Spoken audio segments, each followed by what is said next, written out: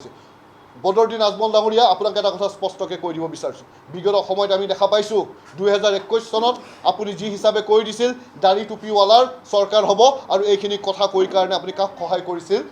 আমি অসমৰ ৰাইজৰ দৃষ্টিগোচৰ হৈছে আপুনি আৰবিক বেনাৰ পিছফালে ৰাখি কাক সহায় কৰিবলৈ চেষ্টা চলাইছিল সেইখিনি কিন্তু অসমৰ ৰাইজৰ দৃষ্টিগোচৰ হৈছে আৰু আকৌ যদি আপুনি কাৰোবাক ক'ব বিচাৰে যে এখন অসমৰ মিয়াৰ দাদাগিৰি চলিবলৈ তেতিয়াহ'লে কিন্তু আমি এটা কথা স্পষ্টকৈ কৈ দিছোঁ এইখন অসমত কোনো জাতি জনগোষ্ঠী সংখ্যালঘু জাতি জনগোষ্ঠীৰ দাদাগিৰি কৰি এখন অসমত নচলে এইখন অসমত সংখ্যালঘু জনগোষ্ঠীয়ে ভদ্ৰতাৰে অসমত পঢ়া শুনা কৰি অসমৰ উন্নতিৰ কাম কৰি এজন ভদ্ৰ সভ্য নাগৰিক হিচাপেহে বসবাস কৰিব য'ত হিন্দু মুছলমান শিখ চাই চবকে একত্ৰিত কৰি এইখন অসমৰ বিকাশৰ বাবে তেওঁলোকে একত্ৰিত হৈ কাম কৰি যাব কোনোৱে কাৰো কামিহাৰ ভাঙিবও নাযায় কোনোৱে দাদাগিৰি কৰিবলৈ নাযায় আৰু আমছে এইখিনি কথা আমি প্ৰতিশ্ৰুতি দিছোঁ এই বিষবাস্প বিয়পোৱা যি খেল কিছুমান চলি আছে অসমত এইখিনি কথা অসমৰ ৰাইজে সংখ্যাগুৰু ৰাইজৰ দৃষ্টিগোচৰ হোৱা আৰু তেওঁলোকে অনুভৱ কৰাটো উচিত